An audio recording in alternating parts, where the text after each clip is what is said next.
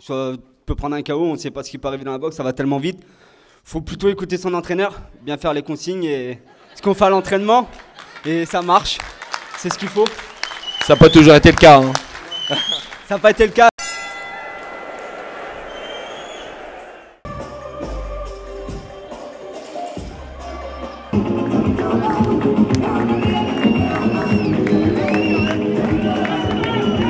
Il a 23 ans, il est du Central Ring Malouin. Son professeur, c'est Jean-Michel Brunet. Il a 4 victoires, une défaite et un match nul. Il est vainqueur du tournoi de France. Il accusait sur la bascule 55 kg 950.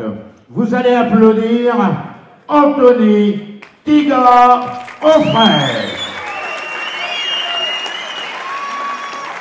Arbitre de ce combat, Yéda Le Floch.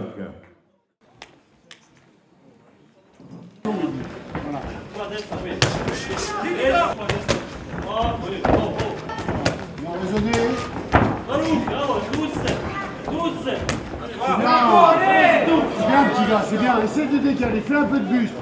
Mets du buste, mets du buste. Voilà. Et 3 coups.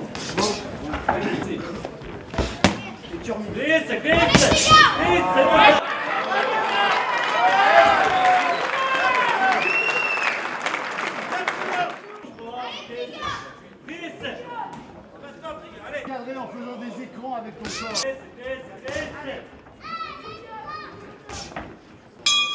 Fin de la première reprise.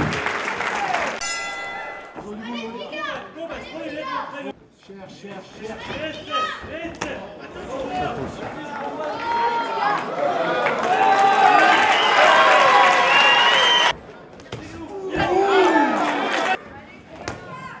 Bien.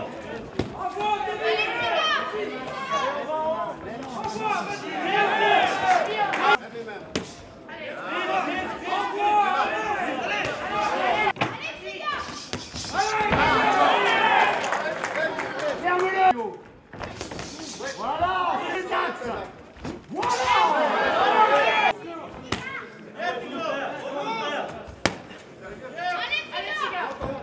Ferme-le. Ferme-le, Tony.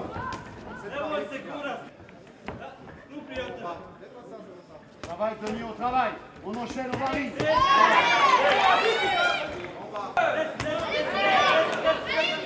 Doucement, Tony.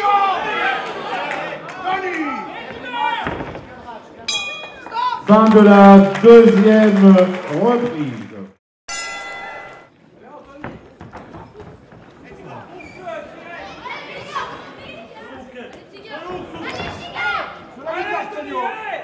En gérant sur la vitesse.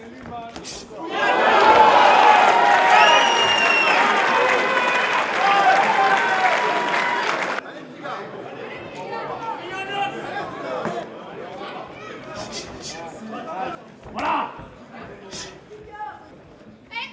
Voilà, juste des enchaînements, ne cherche rien.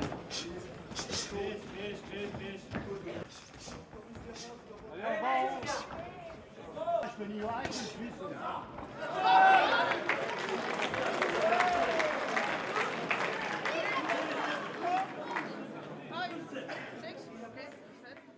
Motricité, de la motricité.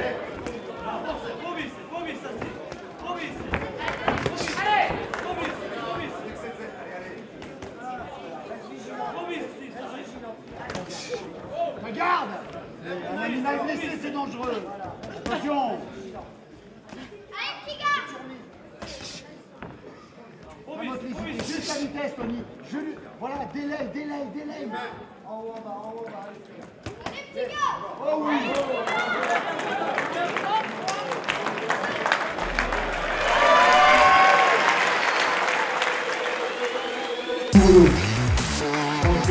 Voilà, c'est encore un panneau de conflit.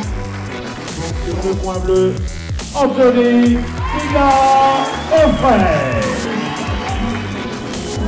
Voilà, et c'est monsieur le maire de Pleurpuis, monsieur Alain Lemay, qui va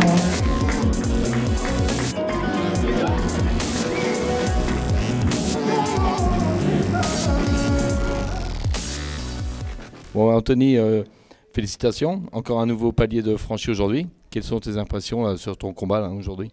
Bah bien, on voulait plus travailler au lieu de la puissance, la technique, préserver les rounds, faire plusieurs rounds pour la Coupe de France qui arrive bientôt. Du coup, vu que ça sera en 8, 10, du coup avec celui-là on voulait faire 6 maximum, mais là ça a été un peu trop vite. On cherchait plus le travail, la technique, la puissance. Du coup ça a marché et c'est bien, on est content de nous, c'est ce qu'on voulait faire. Okay, super, nous on te voit évoluer à chaque fois, quoi. Chaque combat qu'on te voit, c'est vraiment une surprise pour nous parce qu'on te voit vraiment évoluer à chaque combat que tu fais, c'est des nouvelles applications des consignes et là maintenant tu les respectes à la ligne. Bah, de toute façon, c'est ce qu'il faut dans la boxe pro.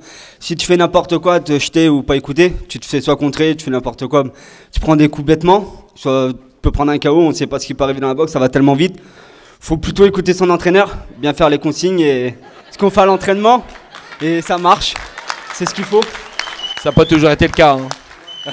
Ça n'a pas été le cas sur plein de combats, plus en amateur. En amateur, j'ai fait plusieurs... On l'a dressé, le petit animal, on l'a dressé, je te le dis. En amateur, il y a plusieurs combats où je faisais n'importe quoi, je me jetais, j'ai perdu plusieurs fois. Ce sont les championnats de Bretagne, les championnats de France.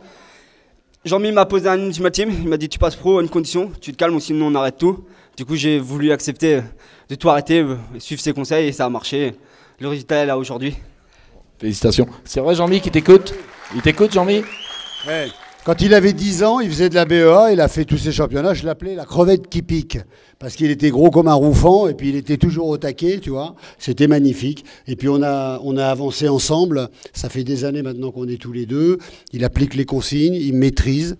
Il a sa violence qui est plus apaisée et il met sa technique en avant et donc on progresse.